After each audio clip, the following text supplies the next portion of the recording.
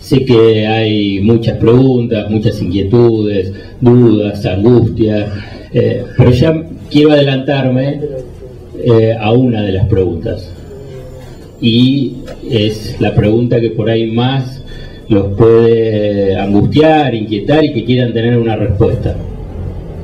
Y la pregunta, seguramente porque es lo que habitualmente se le traslada a los economistas o periodistas que están en materia económica y con la economía, es ¿qué va a pasar? Y yo ya les voy a adelantar la respuesta, que es muy sencilla, muy corta, son de 2 palabras: no sé. Entonces, a partir de ahí vamos a poder tratar de interpretar mejor la economía, porque de eso se trata.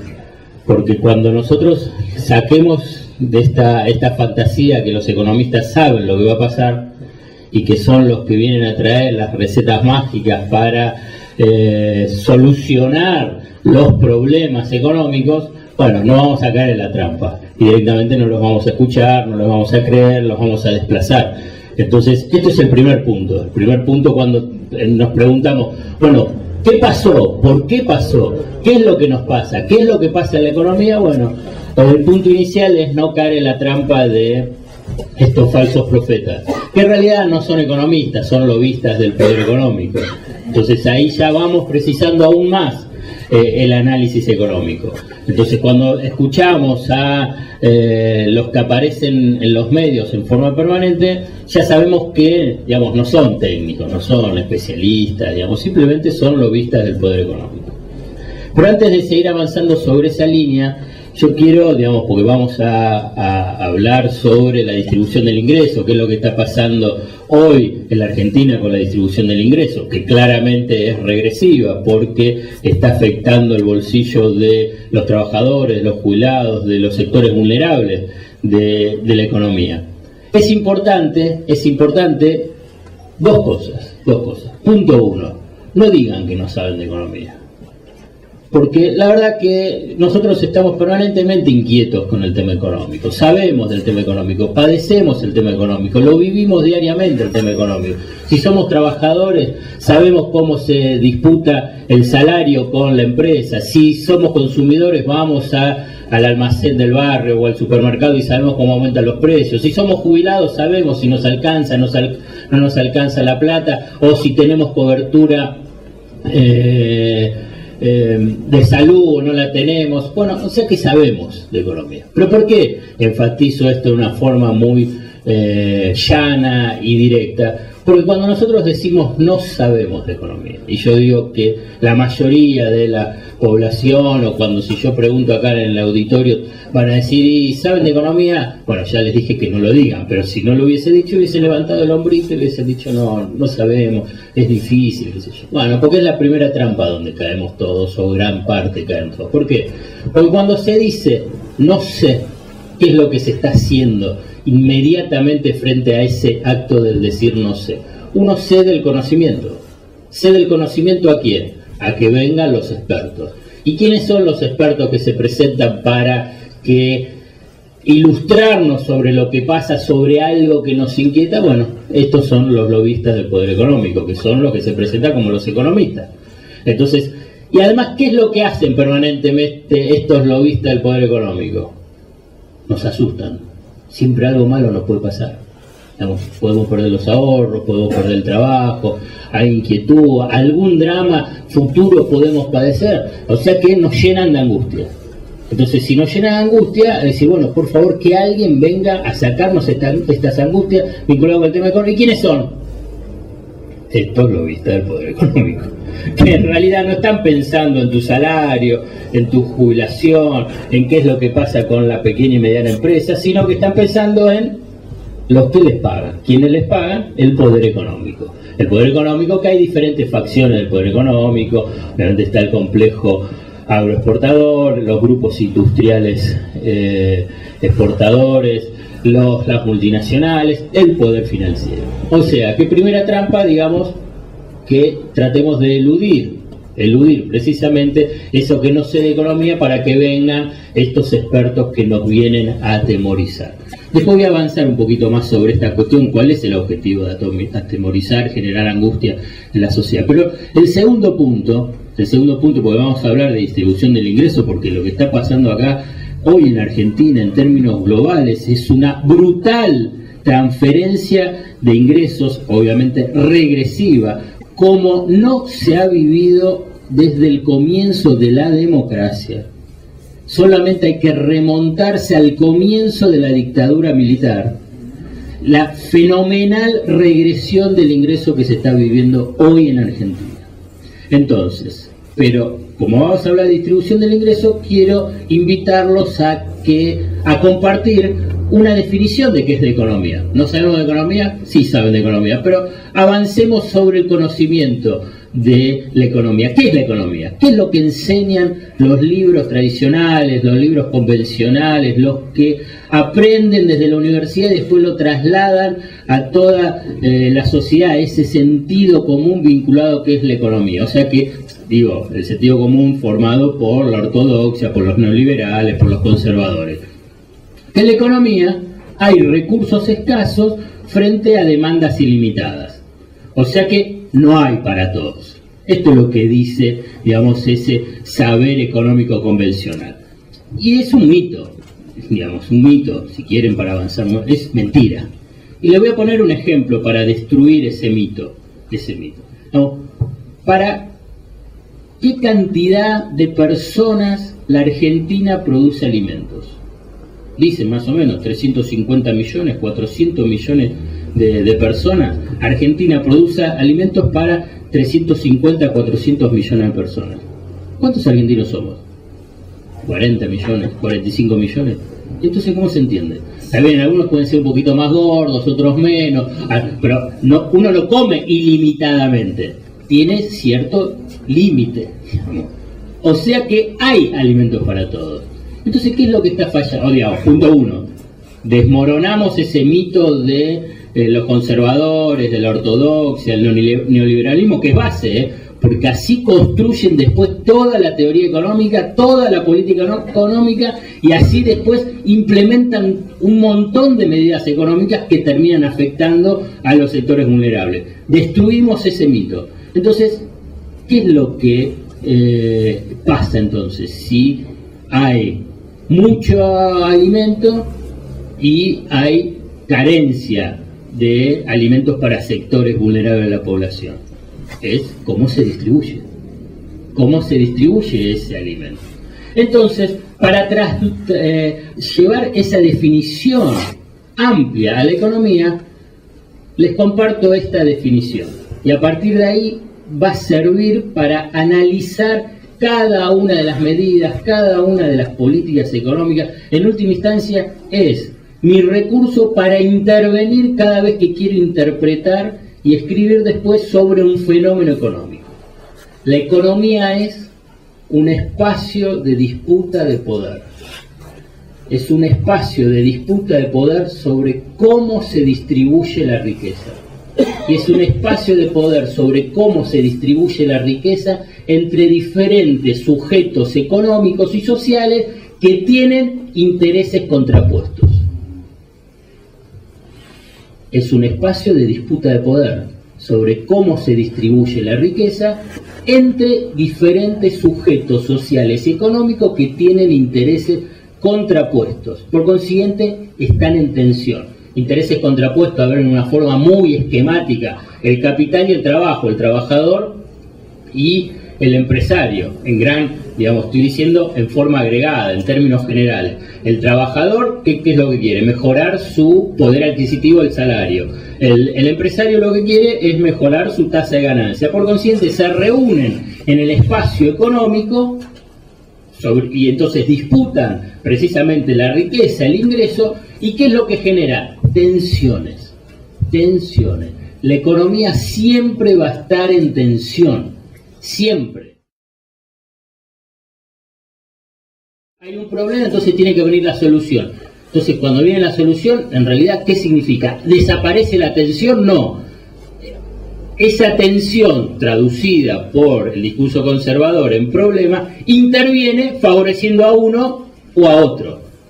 Y obviamente que esa tensión va a estar siempre permanente.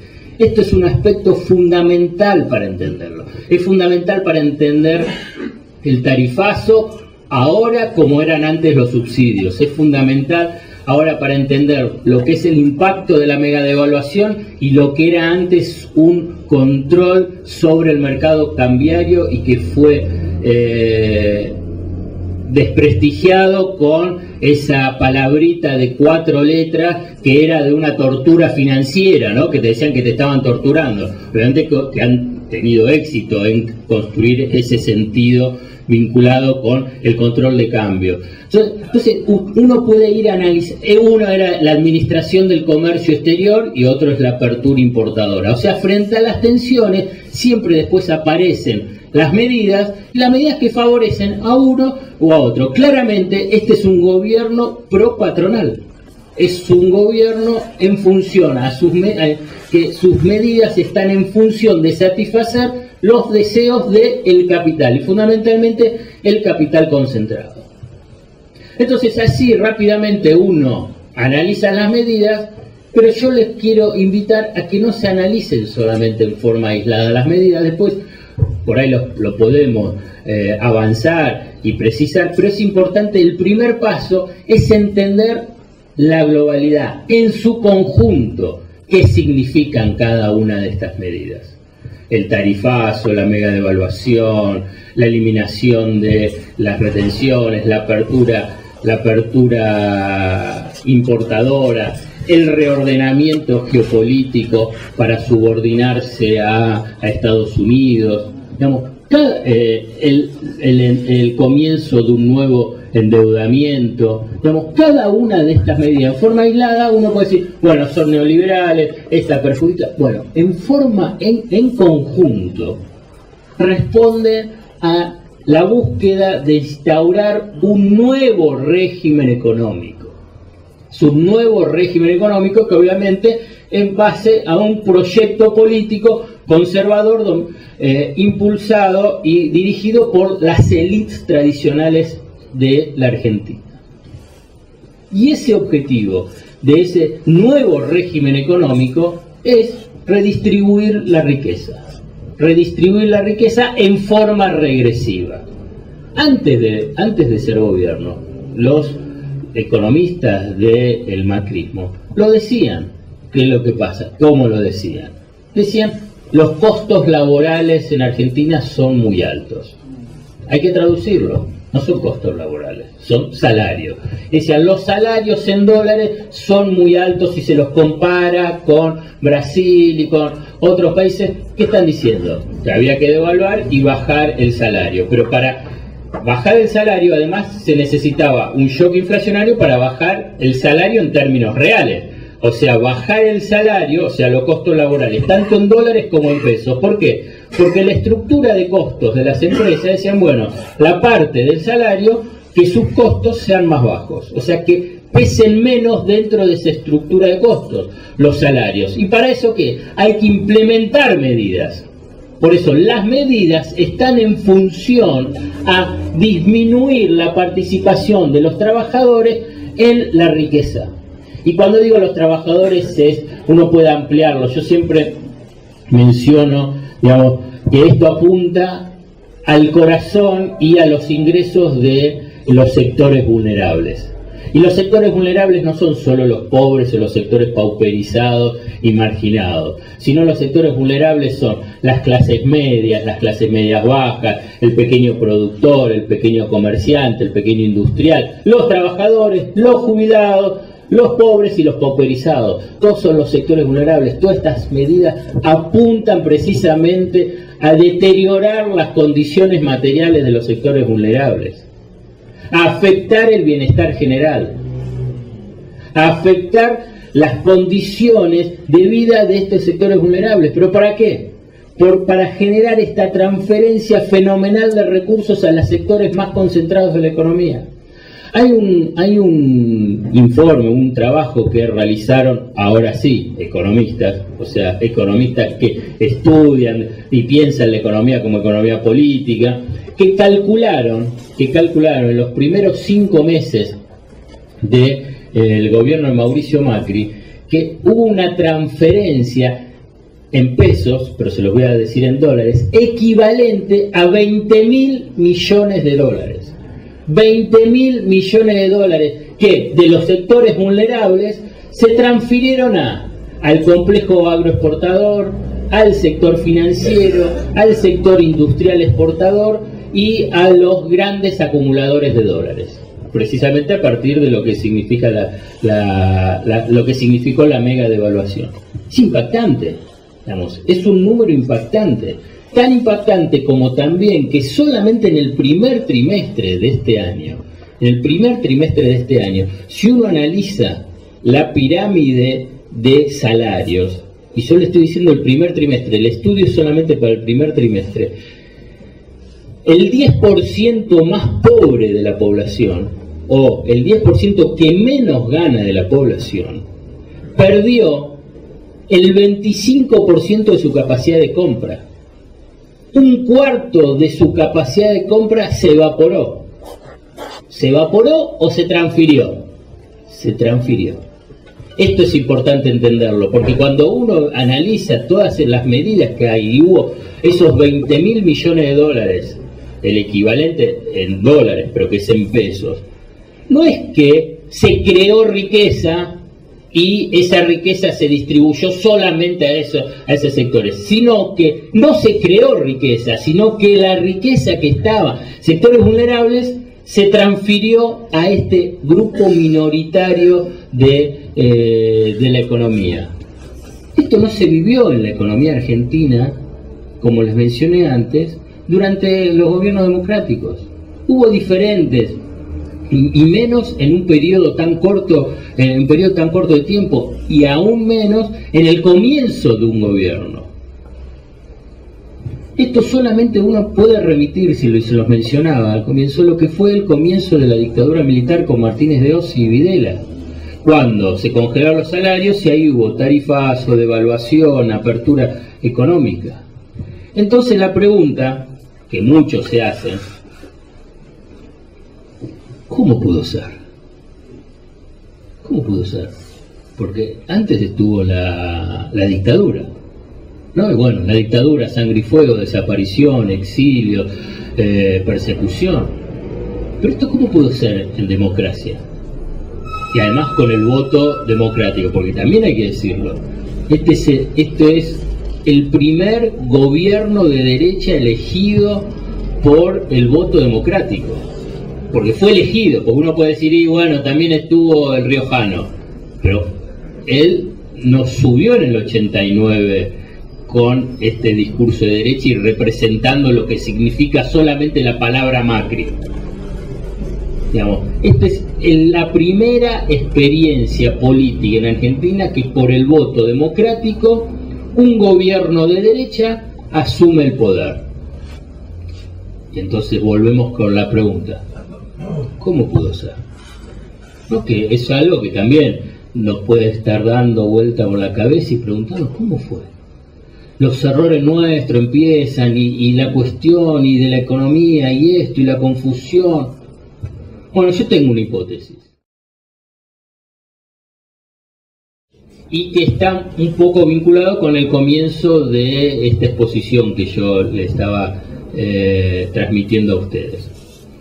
Vieron que lo primero que yo les dije fue, bueno, no digamos que no entendemos de economía. ¿Por qué? Porque estamos cediendo el conocimiento. Y si cedemos el conocimiento, ¿quién viene?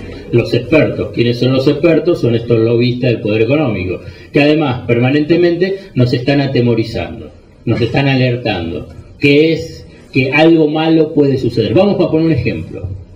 Vieron que cada media hora están en la radio, sí, en los canales de noticias, el informativo, ¿no? Dicen, tantos muertos, después tanto robo, acá, digamos, asustan por el tema social, está bien, pero ¿cuál es el cierre? Hasta el 10 de diciembre, ¿no? Ahora ya cambió y después lo vamos a entender. ¿Cuál era? El estado del tránsito, el estado del tiempo y la cotización del dólar blue. Creo que ahora desapareció. Ya no se habla del dólar blue, no se habla del tema de reservas. Y simplemente les quiero... Y del dólar, digamos, el dólar dejó de ser un problema, ¿no? Digamos, un tema que le importaba todo. Ahora, porque cada uno de nosotros podemos comprar hasta 5 millones de dólares por mes, eso ya podemos estar tranquilos. Pero, entonces, se da cuenta que ahora, antes por ahí, uno que no tenía un mango, igual hablaba del tema del dólar. ¿Por qué? Porque si permanentemente lo escuchaba. Esa variable financiera que iba disciplinando y que ha disciplinado a la sociedad, ¿qué otra variable ustedes pueden recordar que hace 15 años también nos repiqueteaban en forma permanente que algo malo estaba pasando en la economía? El riesgo país. ¿Qué era el riesgo país? No sabíamos lo que era el riesgo país. Solamente veíamos que decía que subía el riesgo país. Y bueno, si el riesgo país sube, algo malo nos puede pasar, algo. Pero ni sabíamos lo que era el riesgo país. Placa, riesgo país 3.500, al otro día 4.500 puntos. ¿Y qué era el riesgo país? Nada, no sabíamos. Pero ahora bien, venían y nos decían, bueno, riesgo país es porque estábamos al borde de un desastre económico. Pero entonces, ¿cuál fuera mi duda, mi interrogante para seguir avanzando en el análisis? Digamos, esto lo viste el poder económico. Digamos, son perversos. Digamos, son gente mala, simplemente que dice, vamos a atemorizar a la sociedad argentina. Digamos, son perversos. Y la verdad que yo le encontré otra vuelta. Podemos decir que son perversos. Pero, por eso, podemos decir, pero en realidad tienen un objetivo político. Digamos, la perversidad, digamos, en este caso, digamos, es un agregado. ¿Pero cuál es el objetivo el objetivo político que tiene? Son lobistas del poder económico. Y por consiguiente, su objetivo, y esto es lo que a mí me disparó para escribir el libro y para seguir los análisis, y en última instancia me sirve como una herramienta analítica para tratar de entender, digamos, qué es lo que sucede y sucedió en la sociedad. Ese miedo, esas amenazas permanentes sobre los sectores vulnerables, tiene un objetivo muy claro. Es lograr legitimidad política y social para medidas que vayan en contra de los propios intereses. Wow.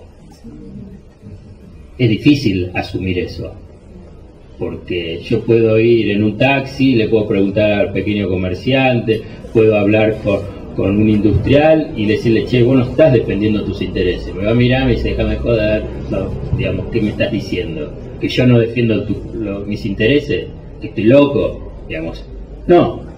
Lo que yo avanzo y le digo, pero vos decías o sostenías que el dólar estaba atrasado, o que los subsidios era plata que se estaba regalando del gasto público y por consiguiente generar inflación. Obvio, si lo dicen los expertos, los que saben. Y si el dólar está atrasado, ¿qué es lo que tiene que pasar? Si algo está atrasado, tiene que subir, porque estaba atrasado. Entonces, claro, ahora se dice se tiene que sincerar, entonces se tiene que subir. Y obvio, si lo decían los que sabían. Ahora bien, pero a ver, lo importante es avanzar en el análisis. Sí, estaba atrasado y tiene que subir, porque eso es lo que dicen. ¿Y cuáles son los efectos de una mega devaluación? ¿No lo sabemos? No, digamos, hay experiencias históricas en Argentina, no es la primera vez.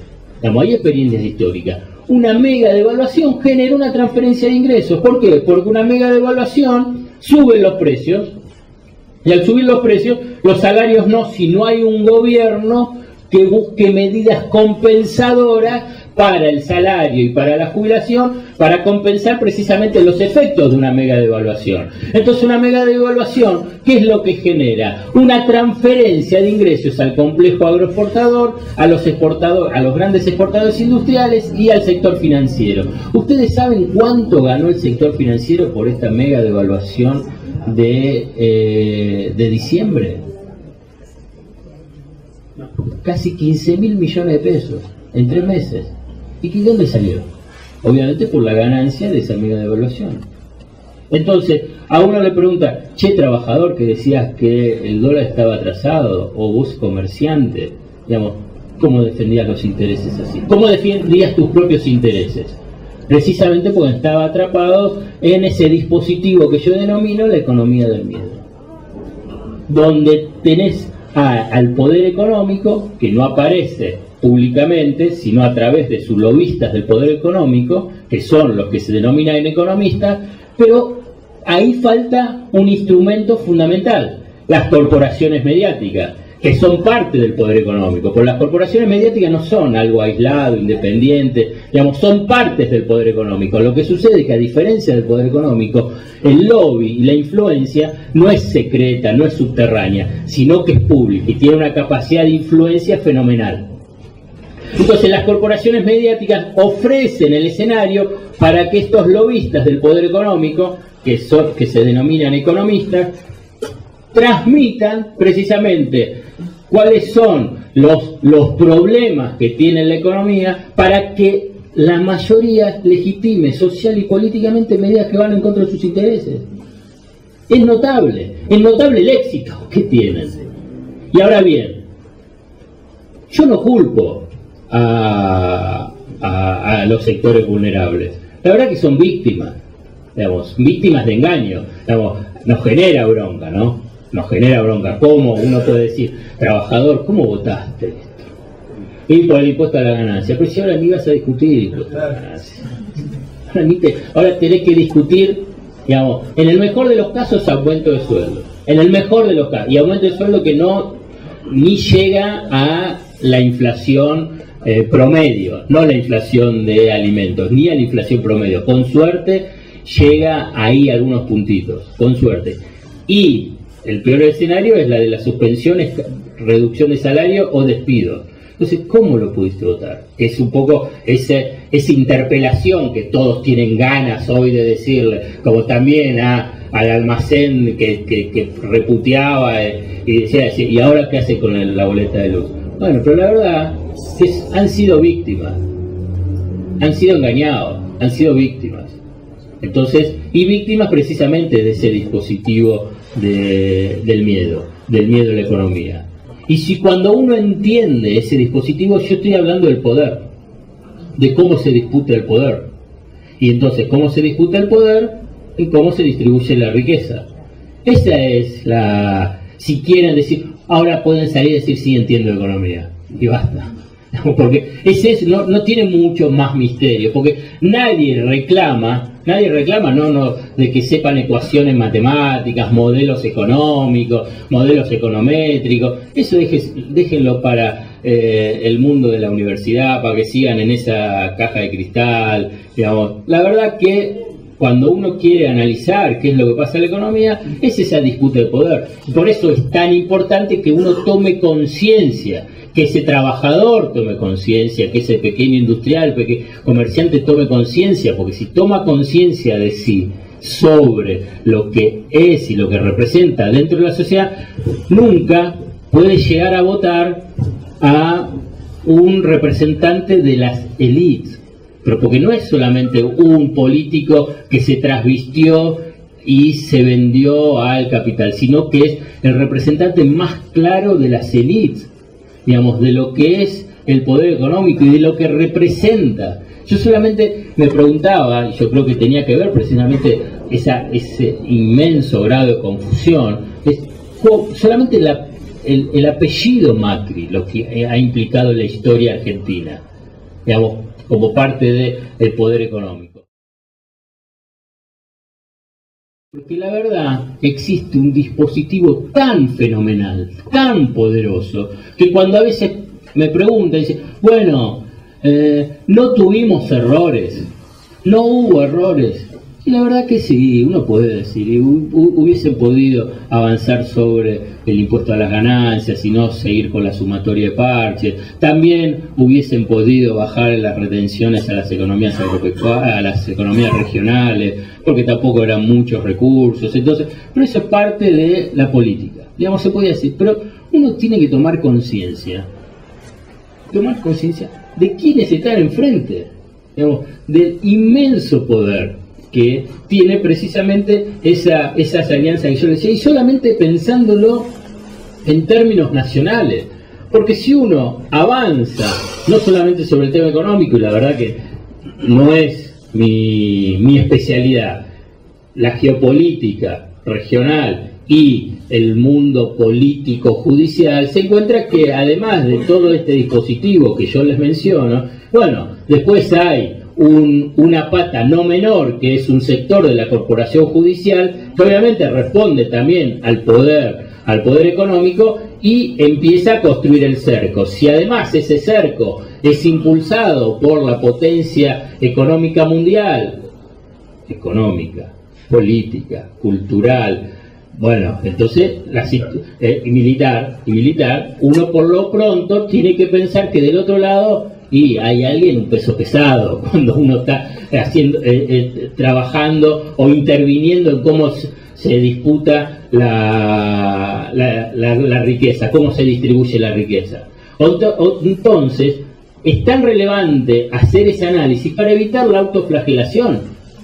La autoflagelación vinculada a decir, si se hubiese hecho ¿qué? Si del otro lado tenía el ejército con todas las bombas nucleares y vos estabas peleando solamente con la movilización o con el intento de tratar de contener lo que ha sido una campaña y corridas fenomenales. Porque el objetivo que tenía, y ahora salto bien a algo de la coyuntura, el objetivo que tenían era que el gobierno de Cristina Fernández de Kirchner no termine. Y si termine sumergido en una profunda crisis económica y social. Y no lo lograron. Y no lo lograron precisamente porque hubo esa disputa de poder y por eso había unas tensiones fenomenales. Y como no lograron que haya una crisis económica y social para justificar un brutal ajuste y brutal transferencia de ingresos, ¿cuál es hoy la campaña de confusión? La herencia recibida. Digamos que es una sucesión de mentiras sobre lo que es la herencia. Pero entonces empiezan a ver, digamos, esta crisis no es por las políticas deliberadas tomadas por este gobierno en función a responder a los intereses de sectores concentrados en la economía y provocando esa transferencia de ingresos fenomenal, sino que es por culpa de la herencia. La verdad que eso uno puede también analizarlo, que no es una improvisación. Esto ha sido estudiado, esto ha sido elaborado en forma teórica, de provocar crisis para que las sociedades acepten medidas que en un estado de status quo, o sea, en un estado de estabilidad, no la aceptarían nunca. No, que eso puede aceptar que las tarifas le aumenten un 2000%, o que le bajen los salarios, su poder adquisitivo, un 40%, o que la jubilación mínima, ustedes saben que la jubilación mínima desde el último ajuste hasta hoy perdió un 15% en términos reales. Es fenomenal, digamos, la caída de ese poder adquisitivo. ¿Cómo lo puede aceptar la sociedad? Bueno, si antes tuviste una crisis, entonces vienen ahora a poner orden, o a generar una crisis diciendo que la crisis es del gobierno anterior para tratar de justificar. Y vieron que muchos lo repiten. Y bueno, por todo lo que se chorearon, ¿no? Que es digamos, uno puede avanzar y se puede enojar, pero uno hay que tratar de llevar la conversación. ¿Y cómo es? Si se chorearon todos, antes estabas mejor, y hoy, que teóricamente vos decís que no se chorean todos, estás en una situación pésima. ¿Cómo es esa, digamos, de lógica, digamos, un análisis de lógica? Pero si cuando se chorearon todos vos estabas mejor, digamos, y ahora que dicen que es porque se chorearon, vos estás ahora en un estado de angustia y desesperación porque no te alcanza la plata. Vamos, se dan cuenta que es, digamos, cuando uno trata de, sin enojarse, llevar por el tema lógico deductivo, empiezan a hacer agua por todos lados ese análisis, los análisis que hacen, porque en última instancia lo que reflejan son mentiras. Las mentiras, ¿para qué? Para confundir. Antes eran la atemorizar, amenazar a la sociedad, ahora es la mentira permanente sobre lo que pasa en la economía. Vinculado con esa construcción del miedo, vieron que hoy ya no informa más del dólar y no informa más de la reserva. Y saben que hoy el monto de reservas netas son menores que las que decían que era una situación catastrófica. Digamos, los números que figuran hoy son 30.000 millones de dólares. Ahora bien, pero esos 30.000 millones de dólares le tenés que restar 5.000 millones, que es un crédito que vence en noviembre por 5.000 millones de dólares que dieron un grupo de bancos extranjeros liderados por JP Morgan. Digamos, si lo tenemos al ministro, que fue ministro, porque no vamos a hacer negocio. Bueno, después le tenés que restar 3.100 millones de dólares de lo que antes decían que eran papelitos de colores, que eran los yuanes, el crédito de los chinos, los llamados swap, pero el crédito de los chinos. O sea que ya le tenés que restar 8.000 millones de dólares. O sea que eran de 30.000, ahora tenemos 22.000, asumieron con 25.000. ¿Y saben cuánto se hace paga? Y además, si quieren seguir la cuenta, si más o menos me siguen, se emitió deuda por 16.500 millones de dólares, ¿no? Para pagarle a los fondos buitres. Pero a los fondos buitres se le pagó, voy a decir números redondos, 10.000 millones de dólares. Hubo 6.500 millones de dólares que entraban a las reservas. Entonces estábamos en 22.000 millones, restando los 5.000, restando los 3.000. Si le restamos estos 6.000 millones, ¿cuántos tenemos? Tenemos 16.000 millones. ¿Y alguien habla de las reservas? Le están generando toda una situación de, bueno, acá al revés, dice, van a venir la lluvia de dólares. ¿Qué lluvia de dólares va a venir? Si se están yendo los dólares. Es una gran construcción, un gran engaño que se está construyendo y se sigue construyendo, ¿no? Que después va, digamos, a mí no me gusta hacer futurología, simplemente hago interpretación en función a la historia, que es un poco lo que es la economía. La economía es una ciencia social, no es una ciencia exacta, digamos. Y la ciencia económica, como ser ciencia social, es una ciencia interpretativa, no predictiva. Interpretativa de qué? Que se alimenta de la historia, de la filosofía, de la psicología, de la sociología y obviamente de las herramientas económicas para interpretar los fenómenos económicos, no para predecir. Por eso era mi broma inicial, que cuando me pregunten qué es lo que va a pasar, le voy a decir, no sé, ¿por qué? Porque los economistas no saben lo que va a pasar. Pero bueno, vuelvo y les digo, entonces, ¿cuál va a ser la culpa que le van a echar? Va a decir, bueno, la culpa tuvieron los políticos.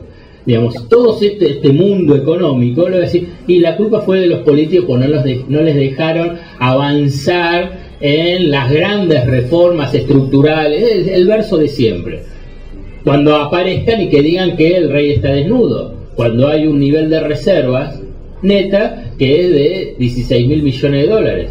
Entonces cuando emerja esto, cuando esa lluvia de dólares, que son dólares financieros, o que se tengan que pagar las deudas, porque en algún momento las deudas se tienen que pagar, o si no se cae en una nueva moratoria, o sea, un nuevo default, bueno, va a aparecer y decir, no era lo que nos decían que era. Bueno, porque esa era la parte de esas gran campañas de confusión y de mentiras. La lluvia de dólares. La lluvia de dólares no vino. Y esto es un punto muy importante para analizar.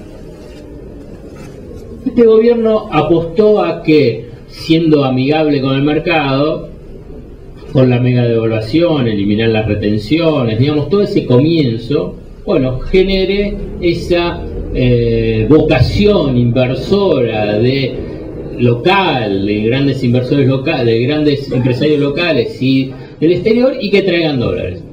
No vinieron dólares. Cero en ese primer trimestre. Al revés, saben que hubo fuga de dólares. casi 4.000 millones de dólares se fueron en ese momento, el mejor momento de un gobierno de derecha que asume, que es amigable con el mercado, que viene a dejar atrás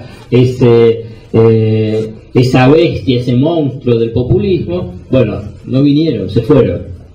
Bueno, entonces, frente a esas circunstancias, ¿cuál fue la reacción?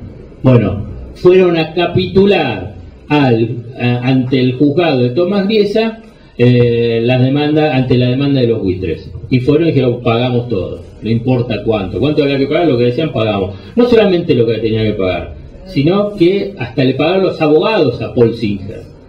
Digamos, esto pasó así un poquito desapercibido, pero cuando se escriban los libros de historia o haya historiadores, van a ver, van a analizar y profundizar, si tienen pensamiento crítico, es una de las grandes estafas que ha habido en la historia del endeudamiento argentino. Solamente el capítulo de que se le pagó a los abogados. ¿Saben cuánto se les pagó solamente a los abogados de Paul Singer? 236 millones de dólares. ¿Y cuál es la gran presentación que hicieron? Pero con una quita del 40%. Bueno, ¿algún documento que lo avale? Algo que diga, no sé, que no lo hubiesen dibujado, un papelito. Sí, me debes 500, te pago 230. Nada. Cero. No hay un certificado, un documento que avale ese pago de 236 millones de dólares. Uno cuando ve porque en el proyecto de ley había anexos sobre cómo eran los acuerdos. Uno era en una servilleta. Un acuerdo con uno de los fondos buitres fue una servilleta. Y después Argentina fue a pagar. Del mismo modo cuando el comienzo de la democracia se convalidó la deuda de la dictadura sin ningún tipo de documentación. La documentación, ¿quién la daba? Los bancos acreedores. Y después tenías al funcionario del Banco Central que anotaba, sí, le debemos 1.500 millones de dólares, sin ningún tipo de documentación. Es algo muy similar lo que se vio con los buitres. Bueno, iban a venir los dólares. Bueno, ya después, si cerramos con los buitres, el capítulo, que no lo llaman buitres, ¿vieron? Se llaman holdouts. Cerrando el capítulo holdout, ya está, van a venir los capitales. Cero. No vinieron nada. Siguen diciendo que van a venir. Como no vinieron, ¿qué es lo que lanzaron también? En forma desesperada. Porque no es que no estaba previsto, el tema es los tiempos, el blanqueo de capitales. Para que ahí ahora digan que van a venir los dólares. Y dicen primero que iba a haber 60.000 millones de dólares, después dijeron 20.000 millones de dólares y ahora ponen en duda si van a ser 20.000 millones de dólares. Hay que ver cuántos capitales se van a blanquear. Entonces ahí aparece nuevo, bueno, ¿por qué no vienen los dólares, no? Porque entonces uno dice, bueno, entregan todo y no vienen los dólares. Y mientras, ¿cómo lo van cubriendo? Con endeudamiento. Ha comenzado, y esto lo tomo de un economista, la verdad que ha trabajado mucho sobre el endeudamiento y la fuga de capitales, Jorge Gallero, el tercer gran ciclo del endeudamiento externo argentino. El primero, y lo voy a hacer cortito, simplemente lo voy a mencionar para no vamos a empezar a hablar de historia, con el empréstito de Baring Brothers de 1824, que duró ese gran ciclo de endeudamiento unos casi 130 años. El segundo comenzó en 1976 hasta el 2001, digamos, con la dictadura militar y con el estallido de la cesación de pagos con el default. Y el tercero lo comenzó este gobierno de derecha de Mauricio Macri, que lo comenzó con estos 16.500 millones de dólares de pago a los buitres y para poner dólares en reserva, 5.000 millones de dólares en el Banco Central. Hay un endeudamiento en dólares también creciente a nivel interno. Se estima que el año puede terminar solamente del endeudamiento estatal del Estado Nacional en 35.000 millones de dólares, pero las provincias también empezaban a endeudarse. La semana pasada Córdoba más de 700 millones de dólares, pero también lo hicieron Mendoza, ahora va Salta, Neuquén, la ciudad de Buenos Aires. Digamos, un endeudamiento que obviamente que eso permite ganar tiempo. Y no solamente el sector el sector público, sino también el sector privado. Entonces, ese endeudamiento, digamos, el monto del endeudamiento en solo este año es extraordinario. Ahora bien, esto genera como una suerte de cierto alivio, o mejor dicho, de ganar tiempo, pero con unos costos inmensos para el mediano y largo plazo. Porque esto ya lo sabemos, ¿no? Si alguien te presta, es para que después vos se lo pagues. Y por consiguiente, uno se subordina y pasa a estar condicionado ¿a qué? Al acreedor. Al acreedor que le va a decir, bueno, no me importa, haz el ajuste que tenga que hacer, vos me tenés que pagar los intereses de la deuda. Porque no reclaman el capital, reclaman los intereses de la deuda. Ese es el gran negocio del sistema financiero. Son los intereses, no el capital. Y cada vez más los intereses de la deuda van a exigir una porción mayor del presupuesto. Y si exigen una porción mayor del presupuesto, otros rubros del presupuesto van a tener que achicarse. Obra pública, salario, jubilación. Y cuando digo jubilación, ahí aparece esta reforma del sistema previsional. Entonces, ¿qué es lo que aparece con esta reforma del sistema previsional? No en forma inmediata, a futuro, la que no sea sustentable. Y si no es sustentable, o sea que, porque no se puede financiar y además hay que bajar ese gasto, ¿cuál es el camino? La privatización. Privatización parcial, total, como sea en su momento, pero esa es la estrategia ya conocida también que tiene la derecha. Hacer inviable activos del sector público para privatizarlo. Esa experiencia se vivió la década del 70, 80 y 90 con las empresas públicas. Durante la dictadura militar se endeudaba a las empresas públicas ¿para qué? Para hacerlas insolventes, para después entregarlas al sector privado. Hoy es el sistema de reparto y de solidaridad intergeneracional, porque además está previsto en el proyecto de ley, constituir una comisión para reformar el sistema previsional para hacerlo sustentable. ¿Saben que en esa definición no menciona ni la palabra público ni la de reparto? O sea, es un sistema previsional para hacerlo sustentable, equitativo, le ponen todas las palabras que quieran, pero no le ponen ni público ni de reparto. Obviamente que ahí, en forma implícita, está encubierto la idea de la privatización parcial del sistema previsional. Y les voy a decir, y para cerrar, digamos, un aspecto que no es menor. Ustedes saben que todo esto primero, no es reparación histórica a los jubilados, pero todo esto del pago de los jubilados, ¿no se necesita una ley? No se necesita una ley para pagarle a los juicios, las causas. No se necesita ninguna ley, si se están pagando. Los juicios, cuando ya están en sentencia firme, lo está pagando la ANSES. La ANSES pagó el año pasado 40.000 juicios. Ya hay una partida del presupuesto 2016 aprobado de 12.500 millones de pesos para pagar, que más o menos podían ser hoy alrededor de 35.000 casos. Obviamente sumás un poquito más esa partida, lo pueden pagar. Los que no están con sentencia firme también lo podían pagar. Si querés mejorar el haber de los que no son salario, haber mínimo, jubilación mínima, también lo podían hacer. Entonces, ¿para qué lo presenta esta idea de reparación histórica, que es falsa, porque además no llega a alcanzar ni a 1 millón de jubilados, cuando el total de jubilados son 6.400.000? Yo digo, porque si hay algún jubilado acá, no piense que le va a llegar, salvo que tengan algún juicio. Pero digamos, cuando dicen los jubilados, no son los jubilados, es a un sector minoritario de jubilados. Que puede ser que sea correcto,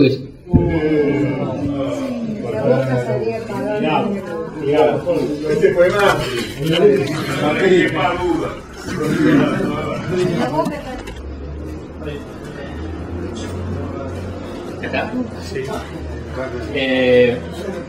Entonces, esa es para un sector minoritario del total de los jubilados. O sea que ¿para qué es entonces esta idea de ley de reparación? Nada, para traficar el blanqueo de capitales, porque fíjense que hay dos debates que se dan a través del tema de los jubilados. Uno es el tema del Fondo de Garantía de Sustentabilidad, ¿no? Esto de los activos que el Estado recuperó de este negocio fabuloso de las AFJP para volver a un sistema de reparto y de solidaridad intergeneracional. Entonces está por ese lado el debate. Y por otro lado el debate si hay una ley mordaza o no hay una ley mordaza por el tema del blanqueo, y mientras pasa el blanqueo. Vamos, ¿por qué? Porque es la desesperación que tiene el gobierno en esta estructura de política económica por necesidad de dólares. Entonces el debate pasa a estar en las jubilaciones o en el Fondo de Garantía de Sustentabilidad o en la ley mordaza que quieren poner a los medios de comunicación, mejor dicho, a la prensa vinculado con el tema del blanqueo, y no el blanqueo en sí. Bueno, y para cerrar y para dejar abierto a las preguntas, yo les mencionaba antes la construcción de ese dispositivo de la economía del miedo, de la importancia de no caer en esa trampa diciendo uy, no sé nada de economía, y a la vez esperar que venga el gran experto en temas económicos y que venga a solucionar los temas económicos. Mi propuesta no es consejo, simplemente mi propuesta es que dejemos de tener miedo a los que infunden miedo en la economía. Bueno, muchísimas gracias.